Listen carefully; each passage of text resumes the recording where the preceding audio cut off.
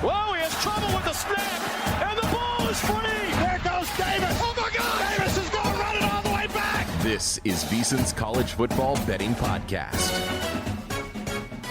Another week of college football is here, and that means another edition alongside Matt Youmans at Matt Youmans 247. I'm Tim Murray of the VSiN College Football Betting Podcast. We will do it each and every week. Matt can make his joke if you don't like us. Well, even if you don't like us, just like begrudgingly push 5 stars, subscribe, let people know about the podcast. But we're going to be breaking down the entire Week 3 menu here as we do each and every week. Just a reminder, on Sundays when the lines open at Circa Sports, JVT, Jonathan Von Tobel, will have that show live on VSiN, and then shortly thereafter, that show will be on the VSiN College Football Betting Podcast feed. And then on Monday night, early Tuesday morning, myself, Adam Burke, will take a look back at the weekend that was, updated power ratings, and maybe some look ahead and let down spots for the upcoming weekend. But let's jump right into it. Alongside Matt Youmans for the ride, we get into the main games of the weekend. We call that The Main Course.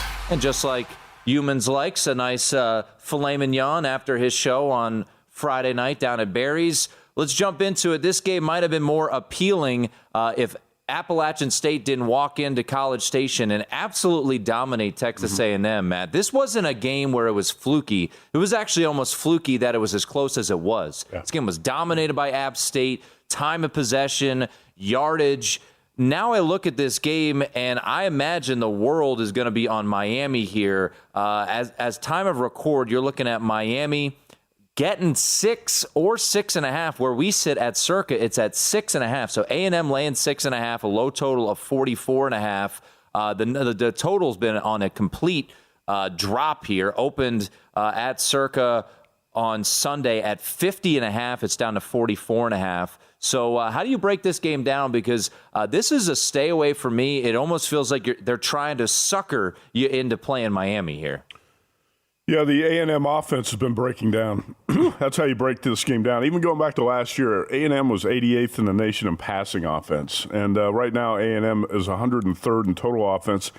And, Tim, that's with the benefit of playing Sam Houston in the opener. Last week, 9 first downs, 186 total yards.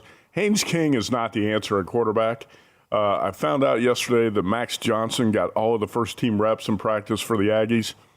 I would say you probably consider Max Johnson an average quarterback at best.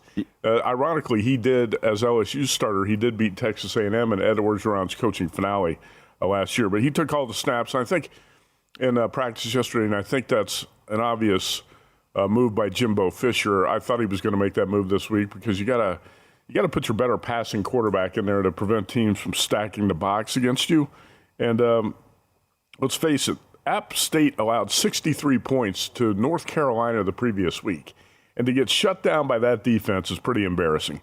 I think Miami has a big quarterback edge here with Tyler Van Dyke.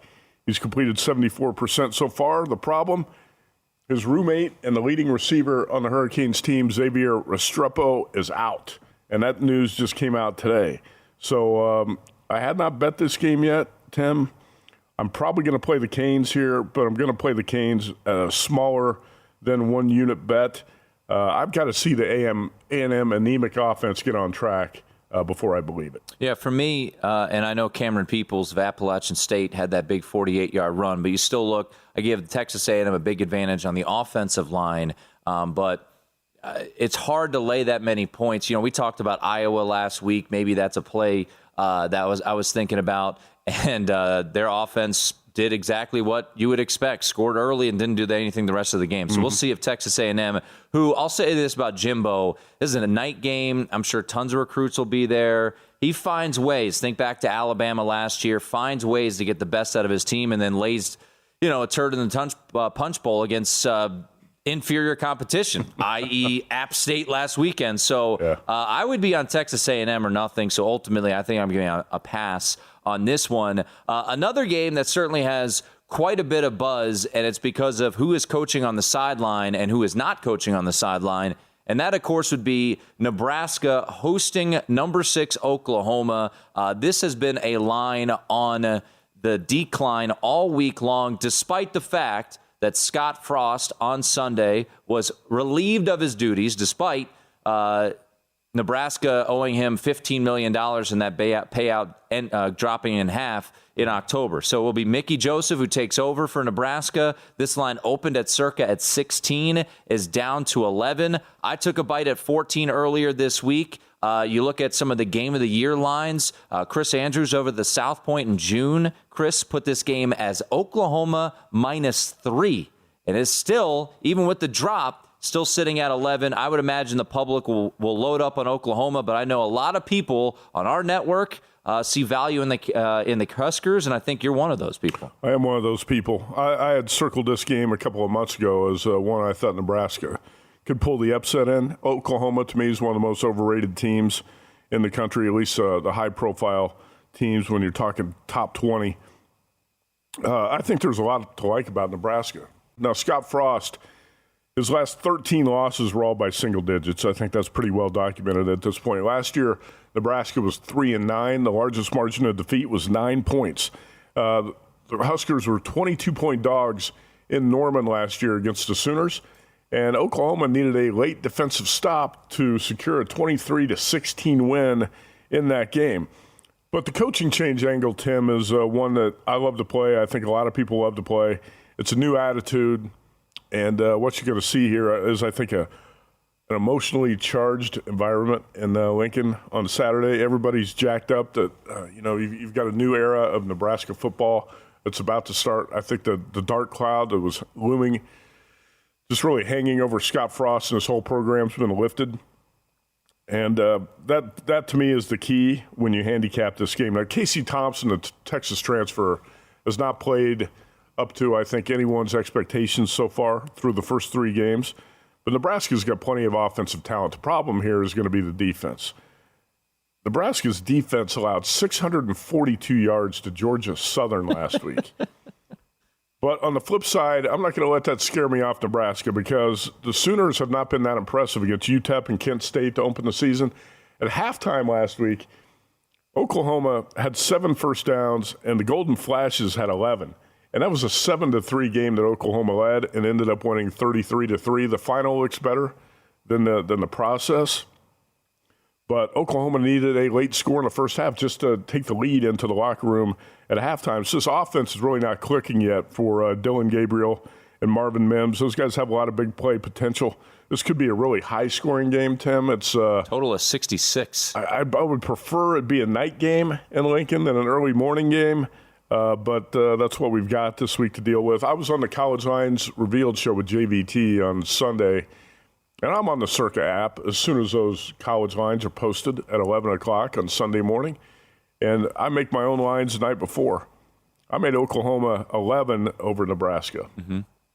It opened 16 here at Circa. I grabbed 14.5.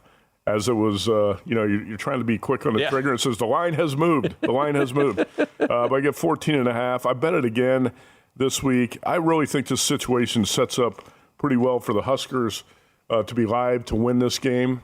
Take double digits and take a little bit of the money line here, because I think the Huskers got a shot. Yeah, when I was on over the summer on VSiN, I played over 9 wins on Oklahoma. I know you have an under 9.5. The reason was I thought this was the toss-up game. And, for my win total, I really need Oklahoma to win this game. But I took 14 on Sunday as well. So I was with you on Nebraska. I love the situational spot for Nebraska, us against the world. It's a home game. I think there's going to be new juice in that stadium, an old rivalry renewed. As you mentioned, last year it was a close game, a competitive game. And Nebraska, yes, they've lost to Georgia Southern, have lost to Northwestern. Those were all close games, as you mentioned. They lost, I think, by 9 to Ohio State last year. They should have beat Michigan. I don't think they gave up a first down in the second half to Michigan State. So they can't close games, but they can keep games close. I'm with you. I would ride with the corn here, took the 14, and wouldn't disagree with where you stand right now in Nebraska at plus the 11. Going out to Eugene, Oregon, late last weekend, BYU did their best to try to lose to Baylor, missing 2 gimme field goals, but then ultimately won that game in double overtime in Provo. Condolences to anyone who took the 3.5 with Baylor. 26-20, the final score there. Impressive performance by Chase Roberts in the role with Puka Nacua and Gunnar Romney out. He had 8 catches, 122 yards, and a touchdown. And now you've got the Cougars of BYU, Matt, going on the road to Autzen. This won't be a night game, 12:30 Pacific, 3:30 Eastern kickoff. But Oregon played Eastern Washington a couple weeks ago to kind of get their bearings straight. They're a 3.5-point favorite, are the Ducks, with a total of 58. Does BYU keep it rolling here as coming off of a very impressive win over a top 10 team in Baylor last week, as the trend was the top 9 teams did not cover in the AP top 25. Does BYU keep it rolling, or is this a potential letdown spot on the road against the Ducks of Oregon? There's no letdown spots here because BYU has a Schedule 10 that if the Cougars can run the table, you go to the playoff. 12-0, and they're a playoff team. They've still got home game. They've got Notre Dame on a neutral here in Vegas, a home game against Arkansas. Also, road game against Stanford at the end of the road, road game against Boise State. So the schedule's strong enough that if BYU runs the table, it's going to be a playoff team. Agreed. So you've got to win this game in Eugene against the Ducks, and that's going to be a tough challenge. But I'm not afraid to bet against Bo Nix. One thing, I didn't have many winners last week in college football, unfortunately. I did have BYU and got kind of lucky with this one. BYU was a 3-point favorite when we sat here last week. Number dropped to 2.5. The next day we got the news that the top 2 receivers, Nacua and Romney, were going to be out, which was bad news. But BYU offense found ways to compensate for that. And what I like about this BYU team is really physical on both lines of scrimmage. And you could see that against Baylor.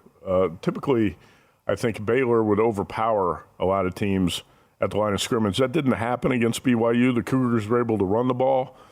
I've liked this a lot about this team. Going back to the offseason, we talked about 19 starters back, all 11 on defense. This is a very mature team, one of the 5 most mature teams in college football in terms of returning production. I'm not sure what to think of Oregon yet, but I didn't have a very high opinion or rating on the Ducks in the preseason. And I actually took 4 with BYU here. I've got 2 tiers to my plays this week. Best bets, like the first-class plays, and then the coach plays. This is a coach play on BYU at +4 because I do think this is going to be a tough spot on the road against a Ducks team that got embarrassed against Georgia and is looking to bounce back. And I think BYU, off that really physical overtime game against Baylor, not a great spot here on the road for the Cougars. And Tim, I've been trying to find some information on the receivers this week. I can't find out if Romney and Nacua are going to be back. They were late scratches last week, so I would expect that they're going to be on the field because when we sat here last week, the report I read was they were expected to play. So I'm kind of banking on those guys being on the field. If that's the case, I want the 4 points with BYU, but it's not a big play for me. Yeah, and I would echo that. Puka Nacua and Romney being out, I think, you see it a lot in sports where teams rise up with some of their best players out, but how does that second game, now there's tape out on Chase Roberts, who, went for a $122 against Baylor. It's now a road environment as opposed to being at home in Provo. So I'm going to hold off. I would lean towards Oregon if the word comes out that Nacua and Romney are out again. This line is interesting to me, considering it's at 3.5. It feels like it's kind of dangling out there, tempting you to take those points on the road. And Circa's had the highest number at 4. Yeah, and Circa's a sharp book. So I would lean towards the Ducks. Bo Nix always seems to be a bit better at home than he was on the road, going back to his days at Auburn. They've won 20 straight at home, have the Ducks. So I'm going to wait and see, but it would be Ducks or pass for me. Final one on the main course, Michigan State at Washington. This is fascinating when you incorporate the Game of the Year lines that were put out over the summer here in Las Vegas.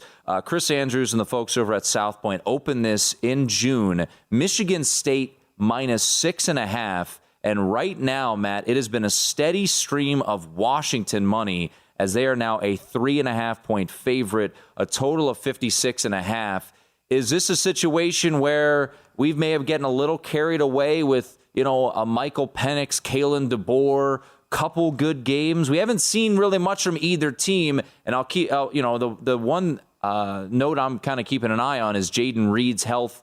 He got hurt against Akron there for Michigan State. Is he going to be healthy? Similar to the Romney and Nakua news, Mel Tucker's been pretty mum over whether or not he'll be available. But Michigan State, 11th in the country, is catching 3.5 on the road. A night game, or I guess late afternoon game, 7:30 Eastern, 4:30 Pacific, out in Seattle. You know, I didn't even know Michigan State was ranked 11th until you said it. I don't look at the polls that much. Polls are worthless to bettors in most cases. Do you really believe Michigan State? No, it's not the 11th ranked team. Get out of here with that nonsense. I give Chris Andrews and anybody who puts college numbers up first over the summer a lot of credit because it's tough to do. It's a lot tougher than putting up NFL numbers.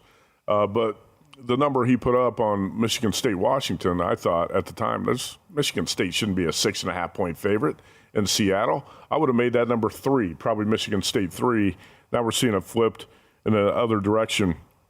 Kalen DeBoer was a great coaching hire by Washington. And wins everywhere he goes. Yeah, and Michael Penix, I think the jury's out on him a little bit, but he has played well in the first couple games. And, with DeBoer as his coach, you're going to get the best from Penix, I think. So I don't really have a strong opinion here, Tim. This is a pass for me. It's kind of a coin flip type of game where I don't see a clear edge to either side. So I know a couple sharp bettors I respect are on the Michigan State side, but I'm going to pass on this one. Yeah, I know a frequent guest on your Sunday bet prep show, Scott Spreitzer. He was on VSiN Primetime on Wednesday night, and he took the points when it got up to 3.5 with Michigan State. I laid 2 with Washington early on, 3.5, probably a pass for me.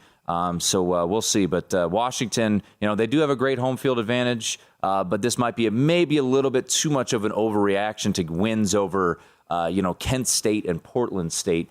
But Michigan State, I'll say this, didn't look great against Western Michigan in their opener. They played Akron. I don't know if you can really glean anything off of beating Akron. I don't know how good Michigan State is. This is not the Spartans of a year ago with Kenneth Walker in the backfield. They have multiple, grad transfers or transfers in the backfield, but they're not Kenneth Walker. I mean, Kenneth Walker was a difference maker, and there's a reason he was drafted second round in the NFL draft. All right, that's going to do it for the main course. But let's get to the favorite segment of Matt Youmans because it gets him thinking about some spicy salsa, the spicy matchups of the weekend. Spicy matchups. All right, Matt. Spicy. Speaking of that, I just came from McDonald's where I had 2 of those spicy McChicken sandwiches. That's got to be one of your go-tos. Well, believe it or not, that's a frequent breakfast. I don't know if this is a spicy matchup or not. I could have put this in big boys with big spreads, but I'll throw it in there because it is an SEC game. Number 1, Georgia at South Carolina. The Gamecocks have not looked impressive, in my opinion, the first 2 weeks of the season.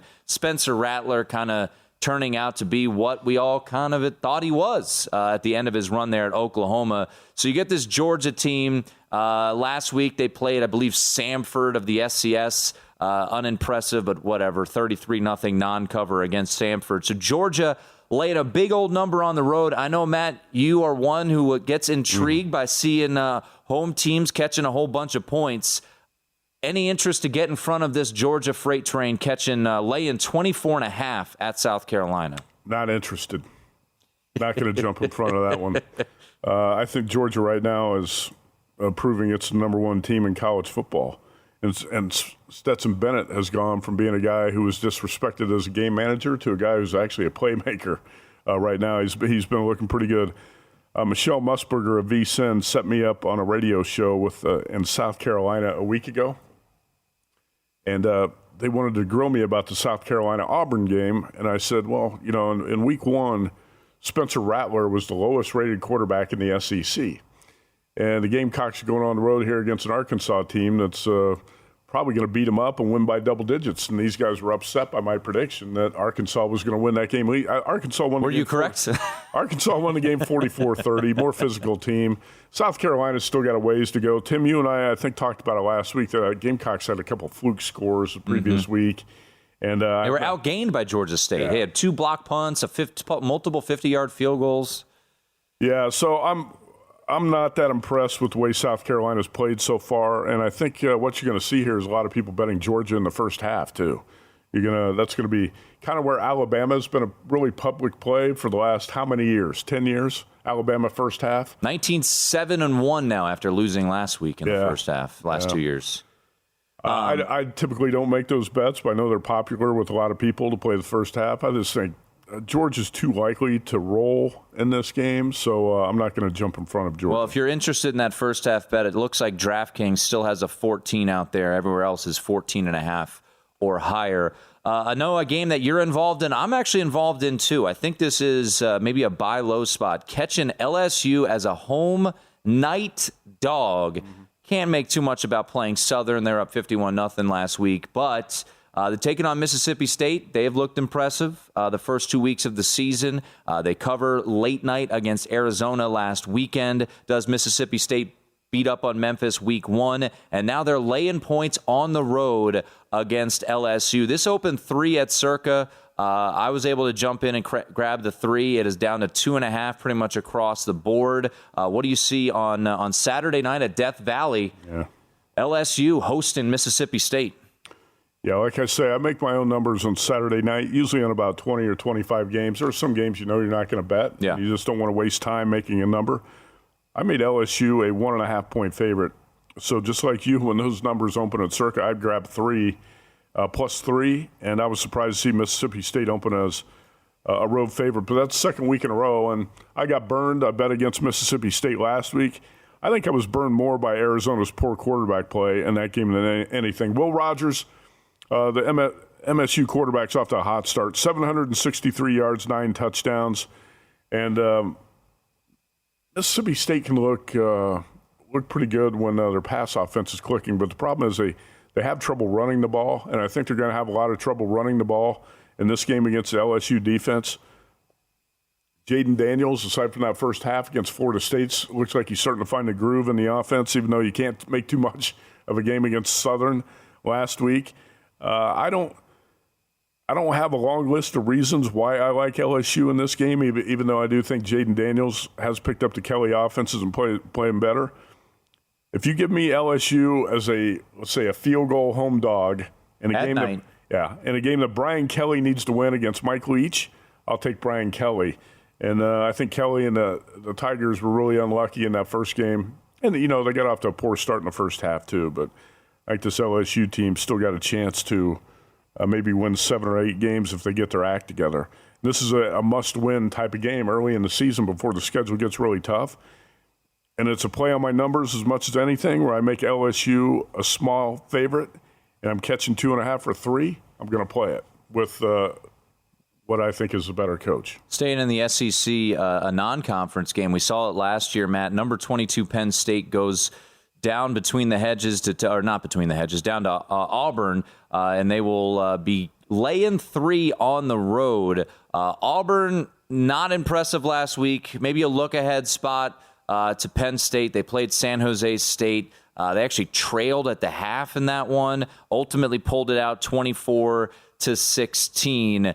Tank Bigsby is going to be leaned on a lot, I imagine, in this one. Had 13 carries for 51 yards against San Jose State, who, by the way, really looked lackluster in their season opener against Portland State. But, thinking back to those Game of the Year lines, this was opened up Auburn -1. It has moved 4 points. It's staying steady there. Penn State laying 3. Nittany Lions laying points on the road against the Tigers. I'll just say this, not a play for me. I just can't trust Brian Harsin, but I'm not going to be laying 3 with Penn State here on the road. Yeah, I'd be surprised if Brian Harsin's still the coach at Auburn after this season. I was surprised when he was hired. Yeah. It seemed like a very bad fit. But I wrote about this game a little bit. It's up on vsin.com and my top plays this week. I just think you have to avoid overreacting to Auburn's unimpressive start. TJ Finley has not played well at quarterback. He's got 1 TD pass, 3 interceptions in 2 games.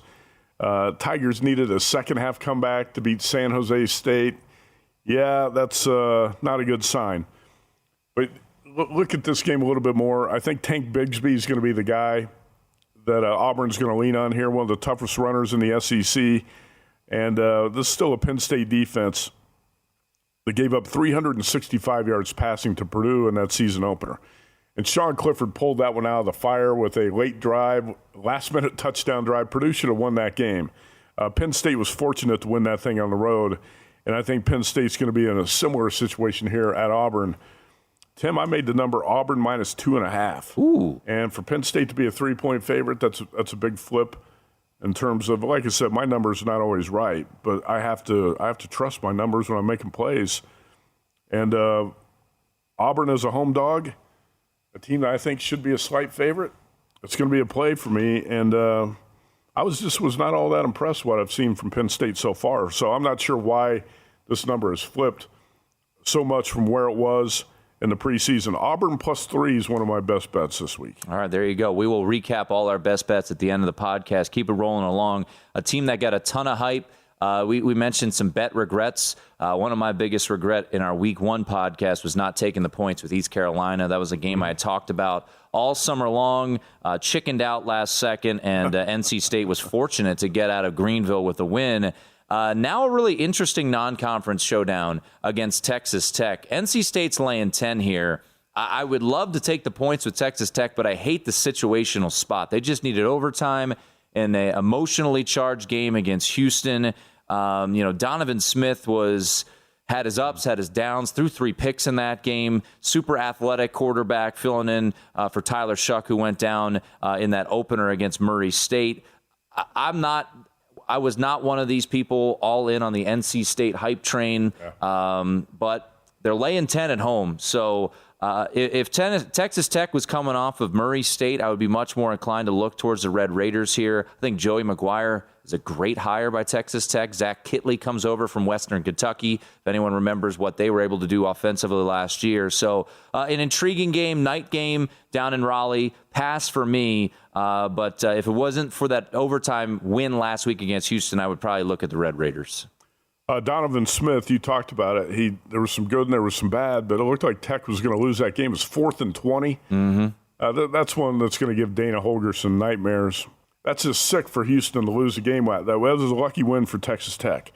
The Red Raiders go on the road after that, and I don't like the situation for them here. So I'm going to pass on this one. Couple games to wrap up the spicy matchups of the weekend. We've got Texas at home taking on UTSA, and then Fresno State at number 7 I think USC. These are 2 of the most fascinating games of the weekend. So let's get to UTSA at Texas. So UTSA made me a loser on one of my best bets last week. I took the points with Army at 2.5. Game goes to overtime. I think you should get a win for that because I bet that 60 minutes in, Matt, it would be a tie game. I'll tell you a quick funny story about that. I was out at Station Casinos, Red Rock Station last week, and I was going to bet Army. And I walked up to the counter. I was like, should I take the money line or the 2.5? And while I was walking to the counter, I flipped from 2.5 to 3. So I took Army +3. That's a lucky break, huh? Lucky. But Army, I did not get that lucky. I thought Army probably should have won the game. Yeah, up 14 points. But UTSA's been in a couple wild coin flip games here early in the season. Lost 1, won 1. So what's interesting about this line is we're sitting here on Thursday afternoon recording this. The line keeps slowly creeping back towards the opener of Texas. So this is now sitting at 13. It was opened at 14, saw a steady stream, got as low as 10, Matt, and now has bounced all the way back up. I really want to bet UTSA here. Quinn Ewers is obviously out. What a loss for Texas. You're coming off of just a gut punch of a game you probably should have won, Matt, against Alabama. Everything involved in that. Biggest attendance in the history of Texas. And now you got UTSA, about an hour 15 from Austin. First time in school history they're playing Texas. I think you can make a strong argument, especially with Hudson Card maybe being out on Saturday, that Frank Harris could be the best quarterback in this game, UTSA's quarterback. He's been playing really well. So, I don't know why the number keeps trickling back up. If it gets to 14, I'm jumping all over it.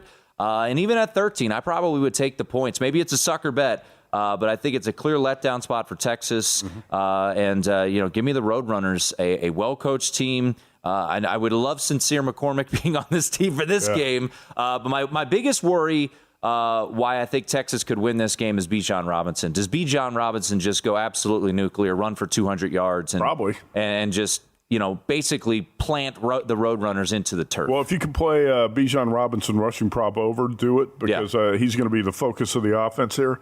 It looks like Charles Wright could be the starting quarterback for Texas, a redshirt freshman from Austin High School who's never attempted a pass in his career. So if Hudson Card can't go, it's Charles Wright, the number 3 quarterback. That's quite a downgrade from Quinn Ewers to Charles Wright in 1 week. When Ewers, I agree with you, if he doesn't get knocked out of that game, Texas beats Alabama. 100%. And in fact, Bama got bailed out on 2 big calls by the officials in that game. Took 1 non-call on a hold. Clear hold on the corner. Clear hold on the run, and what I thought should have been a safety that wasn't called too. So Bama got kind of bailed out in that game. But Texas, a lot of pats on the back this week for the Longhorns. Moral victory, losing to Alabama 21-20. That atmosphere was electric in Austin. This is going to be UTSA's Super Bowl, Tim. And Frank Harris played really well, 337 and 359. His passing yards in the first 2 games. Like you said, he's going to be the best quarterback on the field. I'm going to split this bet up. I'm playing UTSA half unit in the first half and UTSA half unit for the game, and I'm going to wait. I might grab the 13. I didn't think this number is going to go back up. Like I said, you can see on my sheet here, I made numbers on Saturday night. I made Texas 10, and it opened 14. And you said it kind of surprised me it's moving back to 13. I thought it was going to continue to move to 10 with the news that Charles Wright could be the quarterback. Well, I'll tell you this right now. I'm looking at it. UTSA +7 in the first half. I really like that. That's a good call because I do wonder if the depth just kind of gets to UTSA. Also, they've played in 2 straight overtime games. Eventually, you look at these teams aren't built the same way depth-wise as these Power Fives are. So the energy there, maybe a sluggish start for a quarterback making his first start. Likely, not official, but likely there with Hudson Card banged up. So, yeah, I think +7 first half is a really good look. I'll join you on that one. Last one, late night. We love the late night games. Fresno State at number 7, USC. Look, USC, they're tremendous offensively. There's no denying that, Matt. But their defense, we'll see. Rice was able to get yards on them. Stanford, was able to get yards on them. But they have been opportunistic, maybe a bit lucky. I would say more lucky than opportunistic. But they're +8 in the turnover margin right now. You and I are big Jake Haener guys. And can he sling it around? I know he had some big quotes this week saying that USC was his dream school, didn't get recruited by him, kind of said it with a smirk on his face. So Fresno State goes into USC, goes into the Coliseum, a night game. They're catching 12 against USC. And as you mentioned, sometimes take a look at what books have what, right? We think that Circa for college football, probably the sharpest maybe in the world. They're at 11.5. Everywhere else is at 12. Not a huge discrepancy, but still just kind of tells you something. Is Fresno intriguing enough in this spot against USC for you? Not quite. I can't quite get there, Tim. I made USC -15 and Circa opened 12. And I made this 15 after I watched the replay of Oregon State Fresno. And I was already furious at the end of the game because I had Fresno and they lost on the last play of the game. Yeah. And I waffled on that all week, and I made a late decision. Okay, I'm going to go ahead and play Fresno. You talk about regrets? I wish I hadn't played Fresno. I've been pissed off about that game for 5 days. Okay. You mad after a loss? You get pissed off too. That's why I think you get. I get more mad. I think you get even angrier than I do about losses, and I throw TVs around sometimes. But Fresno's defense was so bad in that game, Tim, and this is not an explosive Oregon State offense, and the Beavers went up and down the field against Fresno. So what's USC going to do? I don't want to, and I've been really high on Fresno since the offseason. It was my pick to win the Mountain West over the win total of 8.5 and all that. But after watching the Fresno defense last week, I don't think I can get there. USC last week, probably I had Stanford, and that was a loser. I took Stanford +9, I think, in that game and lost by 13, 41-28. USC should have put up 60 points in that game. Kind of let off the gas and had a couple of breakdowns in the second half when the game got kind of bogged down. But I'm not sure how Fresno's going to get stops here. Now, it's going to be. That's why the total's 74.5. Right. And we knew these USC totals were going to get sky high. I don't think the USC defense is going to get a lot of stops on Fresno either. Jake Haener, you talked about his dream job, his dream school would have been USC to be the quarterback. He went to the Rose Bowl and beat UCLA in one of the great performances by any quarterback last season. He's going to have to play just that well to give the Bulldogs a chance to pull the upset here. I'm concerned, Tim, over 60 minutes whether Fresno can keep pace with this USC offense. And I hate to play over a total of 74. That's so high. But I don't see either defense getting many stops in this game. And I'm so disgusted by the way Fresno defended that last series of the game. Did you watch the last play of the game? Yeah. Oregon State brought in the Wildcat quarterback. The linebacker. Yeah. Coletto, Jack Coletto, the Wildcat quarterback. And the commentator even says, every time Coletto comes in, he either runs right up the middle or off the right side. So Fresno, of course, puts no defenders on the left side of the defensive line, and Coletto walks into the end zone on the last play of the game. What are you doing? Jeff Tedford and his staff asleep at the wheel. I've been so upset about that game. I can't bet Fresno again this week. That's it. They're on the no-fly list for Matt. All right, let's rifle through these next games. We call it Big Boys with Big Spreads. Big Boys with Big Spreads. All right.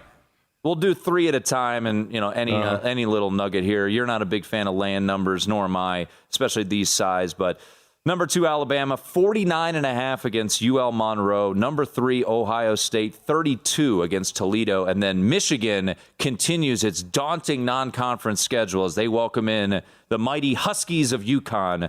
They're laying 47. Godspeed to UL Monroe. I bet you it was a brutal week of practice. I'm sure Saban lit into his team. Mm-hmm. I'm not getting. A lot of people are questioning Alabama. Alabama first half. Alabama first half might be the way to go in that one. Toledo's a good team, but Jackson Smith and Jigba is back. Fleming is back for Ohio State. So we'll see if they get things rolling there. Clemson is laying 33, Matt, against Louisiana Tech. Tragedy regarding Brian Bresee, the edge rusher for Clemson. His younger sister, passed away. So you imagine that'll be an emotionally charged atmosphere there. No word. I would imagine Bresee will not be playing in that game. That'll be a night game. I want to point out this game. Arkansas is at home against Missouri State. You know why I'm bringing this game up? Bobby Petrino, the return of the neck brace in this game. Also, maybe a look ahead for Arkansas. They just smashed South Carolina. Next week, they're at A&M. 2 weeks from now, they're at Bama.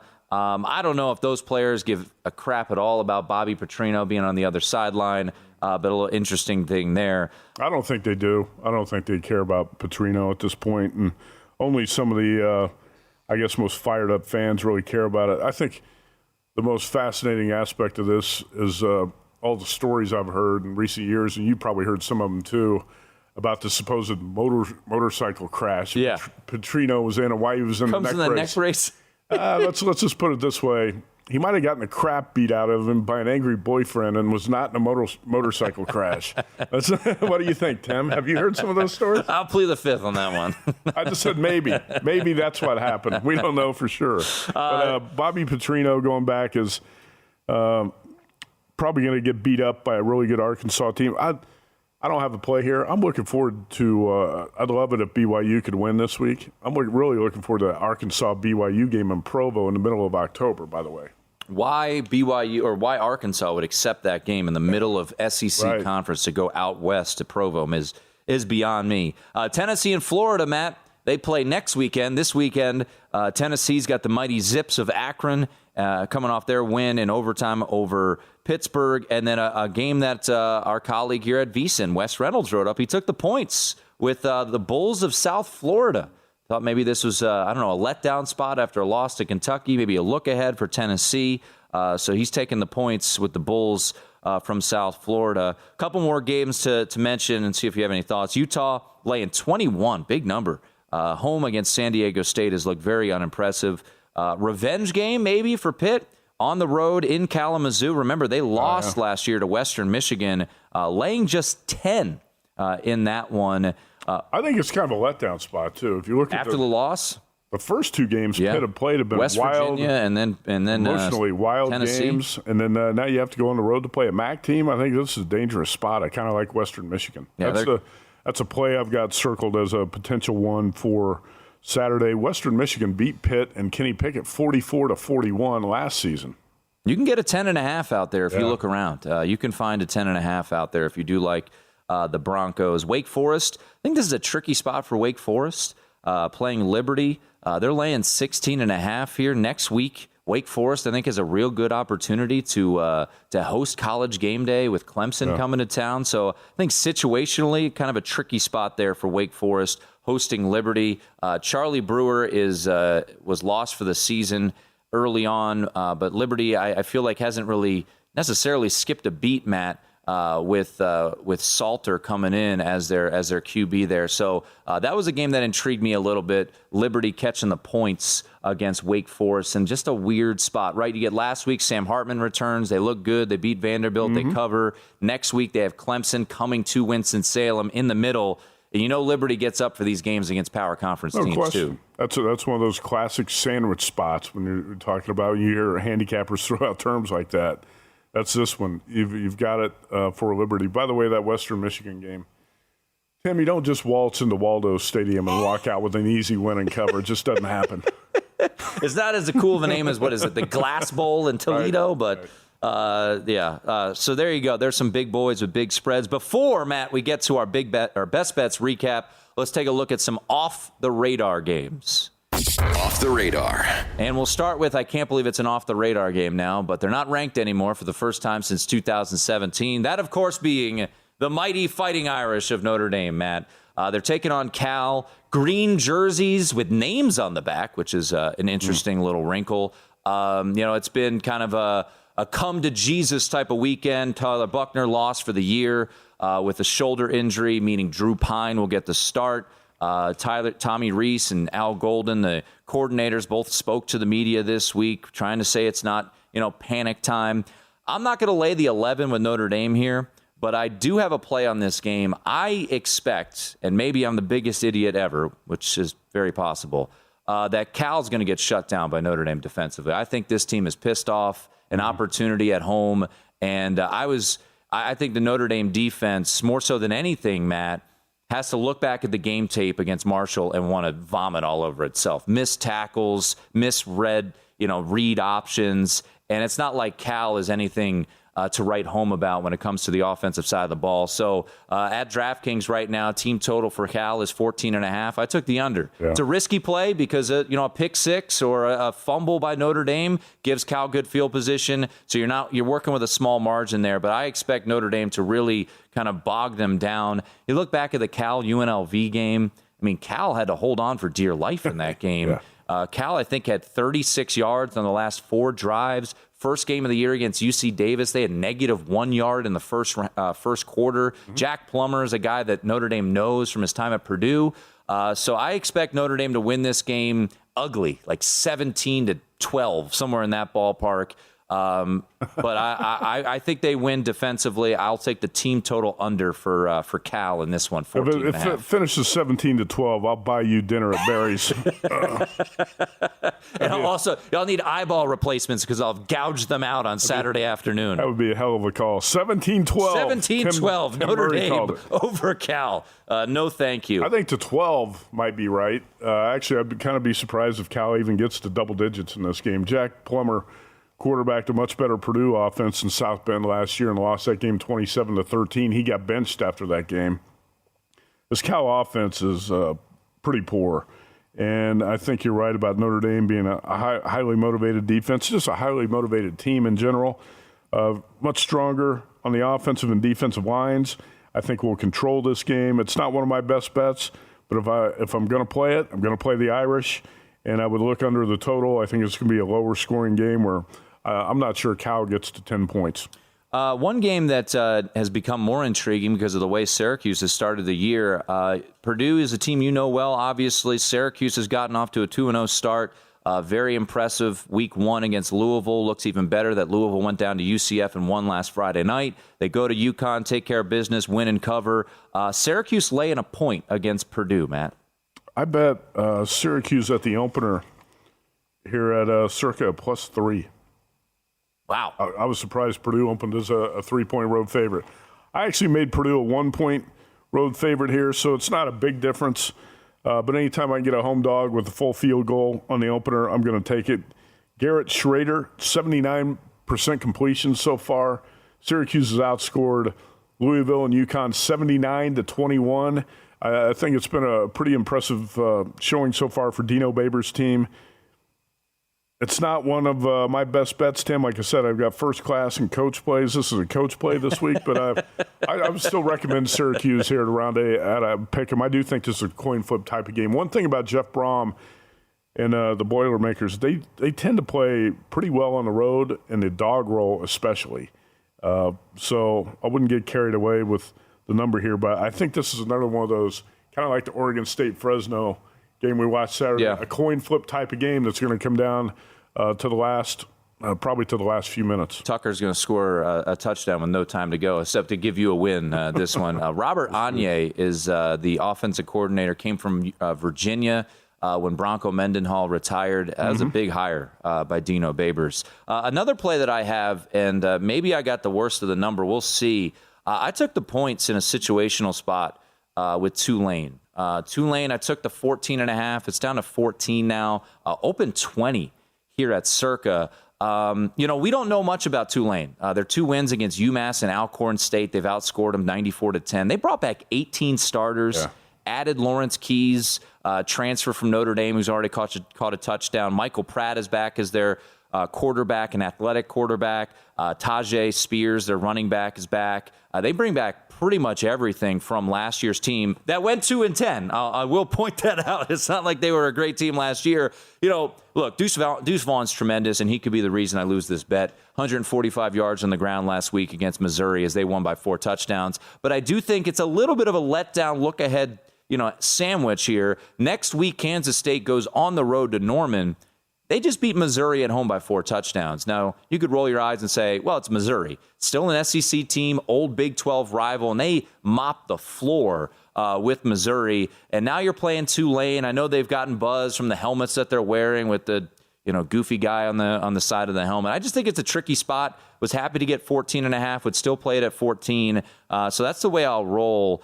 New offensive coordinator, Jim Svoboda coming in, taking over for Chip Long, who had worn out his welcome there in Tulane. I'm a Willie Fritz guy, too, a big believer in that. So I'll take the green wave here, catching 14 at the Little Apple, and maybe a little sleepy spot for K-State. Yeah, I love this K-State team. And Chris Kleiman's got to be high on the list of possible coaching replacements at Nebraska.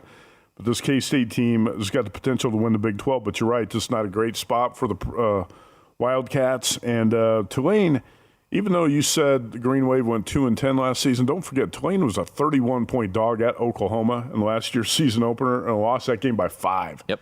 40-35. Covered against Cincinnati, too. Yep. 17 starters back from that team. So I like your play here. All right. And just rifling through, I'll give you one more play here in just a moment. SMU Maryland, that's a play that Adam Burke has given out on vsin.com, and we'll give it on here on this. He likes the Terps in this spot. He thinks it's a little bit of a letdown spot for SMU as they're looking ahead maybe to that revenge game against TCU and the battle for the Iron Skillet next weekend down there in Dallas. Kansas at Houston now has become an interesting game. Houston at home coming off their loss. Kansas, very impressive. My bet regret from last week, not officially giving out Kansas plus the 13. Why any Power 5 team will schedule North Dakota State is beyond me. North Dakota State goes to Arizona. North Dakota State, if you're wondering, has won 6 consecutive games over FBS opponents. And our friends over at WinBet, Motoy Pearson and Matt Lindemann, opened North Dakota State as a 1-point favorite in this game. Well, there was a spot or two, I want to say about a month or two ago, where North Dakota State was a 6-point favorite. Woo. I think one book even had 6 or 7. Obviously, Arizona is a little bit better than we thought in the preseason, even though Jaden DeLora had a really poor performance last week against Mississippi State, the quarterback. I think you got to lean North Dakota State in this game, and I agree with what you said. Why would you even schedule this game if you're Arizona? It's the last time they played LSU is playing Southern last week, and then you're taking on the best of the FBS or FCS teams in North Dakota State. Why would you do this? Speaking of that, last game I want to mention, the last play I have before we give you our best bets recap.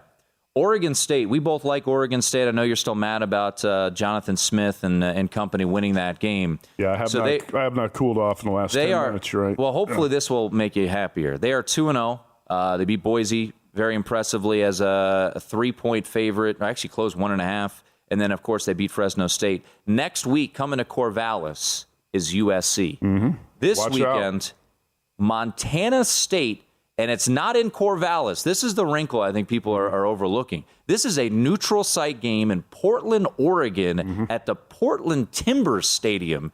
Why this game is on the schedule, I don't know. Montana State, if you're wondering, we mentioned North Dakota State. They lost to North Dakota State in the national championship last year. This is a team that can play. My biggest concern, though, is that Montana State has been ravaged with injuries. Their leading rusher, Isaiah Ifansi, he is out for a little bit. He was injured in preseason. Their top 4 running backs are all banged up. But Oregon State's without their top playmaker, in my opinion. Luke Musgrave, their big tight end, who's got 11 catches and 169 receiving yards and a touchdown already this year, Matt. He's out for this game. Might be out for quite some time there for Oregon State. So, the line as of now is not out. Anything north of 14, I'm taking Montana State. I think it is a horrible spot for Oregon State. Yeah, especially with USC on deck. And I like this Oregon State team a lot. Yeah, me too. But you got to be looking ahead. You have to have one eye on USC next week, right?